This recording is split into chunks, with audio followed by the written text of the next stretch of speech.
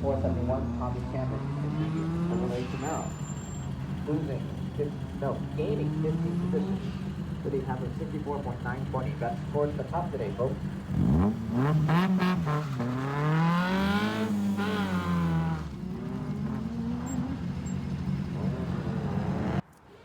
So event 2 in the books. Made a lot more changes to the car, and you know, over the years we've been running the car with the majority of the stock frame there. You know, within our rules we're allowed to, anything behind the bulkheads we're allowed to completely remove and do custom. And the rear's been custom for a really long time, but the front we had a lot, almost the entire factory frame, amongst the tubes and all the special geometry that I designed, and a lot of heavy parts were on there, a lot of welding and tubes on tubes and tabs on tabs, and a lot of configurations over the 13 or 14 years we've been running the car. So what we've done is we've tubed the front third of the car, and amazingly it saved 44 pounds of weight. Now we have a minimum weight we have to maintain, but we get to put the ballast where we want and low, right? Centrally located.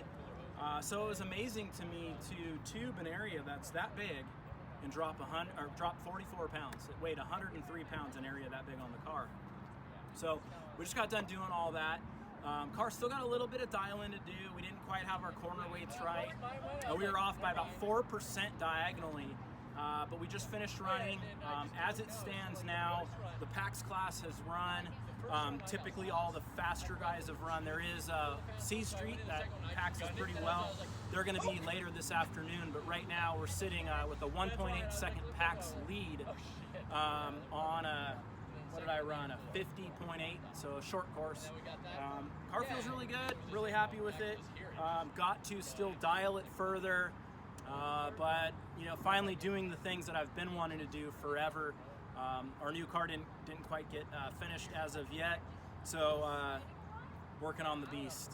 Everybody seems to think this thing's perfect and it's all dialed and all that, but the car was pretty far from that. So we're going to continue working on it, developing it, and use this as a development year on the car to really, hopefully, show how fast the car can go. I think there's still a lot of room for improvement. Hopefully the driver can keep up. We did our second event of the year at Qualcomm. First event of the year, we had a rain day on full wets. Car did amazing. Paxed out second overall in the rain, which is great for a power car. And this last event, we had drying conditions. In fact, the girls, Sean and Kaila, were both in the first run group, which we had rains on for their whole entire all of their runs. We didn't ever switch to dries. Probably should have switched to dries on Sean's last 2 runs, but nevertheless, Sean took top PAX ladies, even though she ran in the first group, so no ladies beat her even the rest of the day. Kaila was half second behind her, so they both did awesome. They knocked it out of the park. I ran on dries on these Avons actually, and the car was great. And the big change, we've done a lot of changes in this new 2020 spec. And this first event, the second event, this last event we got to run out on Sunday, I got to try out the brand new tube frame front end. So in the modified classes we run in, we are allowed to do tube frame chassis, full tube chassis, and a hanger body, fiberglass, carbon fiber, aluminum body, whatever you want to use. And we have to take a weight penalty. Weight penalty is not a big deal, it's 50 pounds, but I've gone around the 50-pound weight penalty by keeping my stock center section. So in other words, all of this right here, this is all steel. It's all the heavy steel, full thickness, all the bracing, the flooring, this is all steel. So bulkhead to bulkhead, the car has to remain with the factory material, at least the same thickness. You can go thicker, you can't change materials, and you can't remove materials, right? They're trying to stop people from taking the weight break but having a tube frame. So we didn't violate that. So what we did is from right here, so just in front of the in front of the front sway bar, we cut the car off. And when I say we, I really should say CRB Fab. my buddy Kurt over there. And so he cut the car off, but prior to cutting it off and removing all of the factory frame, all of the tubes and tabs and renditions over the years that I did, you know, which added up to a tremendous amount of weight. We were shocked, in fact, how much weight it was. And the average height of the weight was about here, so pretty high up, you know. Brought it to him, and what he did first is he took the car, put it on his chassis table, and jigged it all up. Made a really nice jig to grab all of my pickup points, right? Because I didn't want to change that. It's proven. The car is great. I really like how it works. There's a few things I'd like to change, but as far as overall design, I'm pretty happy with the car. So what we did is when we put these points back in, we made them non-adjustable.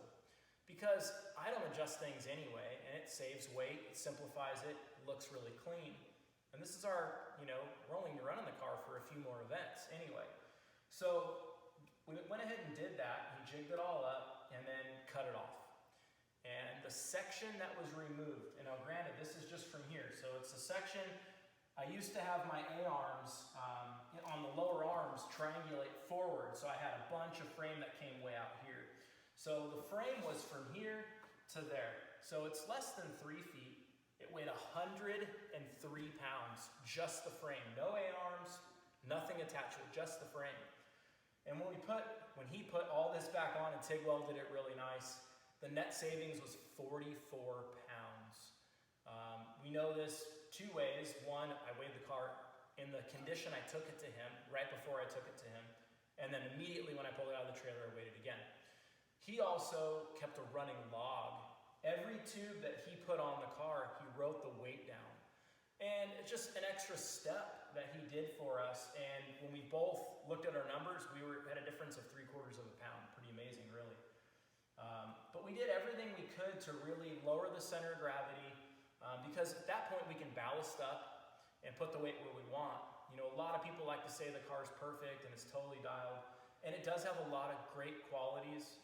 This car is not totally dialed. There's plenty more potential in the car, and we were saving it for our new chassis and our new car, but it's taking longer than we wanted, so I decided to put some time and effort into this, mainly because I already had some chassis time booked, and I didn't want to cancel it. So we went ahead and did some good modifications to the car, and slaloming in the transitional, it felt like a pretty big difference. I'm going to show you some of the parts that came off of the car. So, this guy was this section.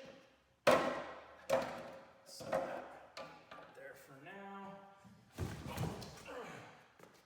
Fucking hell. This guy is this section here. So, it's going, is it like this? No, yeah, it is like this. Right? How am I confused on my own damn car? Right here like this, there we go. Boom. So it's like that. Just this alone is pretty close to 50 pounds. Just that little section. Then there's this side. And again, it's just tubes on tubes on tubes on top of a lot of factory parts. Right? Even like, this is our old shock mount. Just one side, and I mean this has got to be 6 pounds versus this right here and this. So you got just these 2 little parts right here. I mean you got, I don't know, 1.5 pounds versus like 6 pounds. You got all these pieces. Here were the big pieces I was telling you guys about that came all the way forward, and the arms used to mount out here, and we changed that, we moved the arm mounting to the inside, which is a big deal. And you just keep going, you know, you got another section that's gonna go back over here, and you just keep adding all of these parts. There's tons and tons of tubes in here. We saved every single piece, the other shock mount side. You add it all up, and there's even more parts in here. 103 pounds of frame, and you can see where a lot of the weight is. It's really high up. So, you know, we're finally getting the beast to the point where it's more like a race car and a little bit less like a production car that we've turned into a race car. So you'll notice the blanket here, that's on purpose. There's some things under there I'm not wanting to show anybody right now, so gotta have some secrets. But anyway, we're really excited about the car. We'll see where the season goes for us, if we're gonna end up in the car all season, and what form it shows up to nationals in. But stay tuned, we got a lot of exciting news. This is the chassis update. Excited about this. Car felt really good at the last event. We paxed out number 1 by, I think it was like 1.1, 1.2 seconds over C Street. I was in drying conditions, and my last 2 runs were, almost the whole course was dry. There was a couple spots that were still a little damp, and they were in the last group, they were in the total dry. So excited to see what this thing will do in back-to-back dry conditions when we get a few events under our belt with it, and are actually able to tune it up really good. I made some shock changes that I'm not quite really happy with, and I actually went a little faster for my last run, but I felt like I should have been even faster, and I made the wrong adjustment. So as we learn the package a little better, I think we'll show some more speed. So anyhow, thanks for watching, and we'll have some more updates.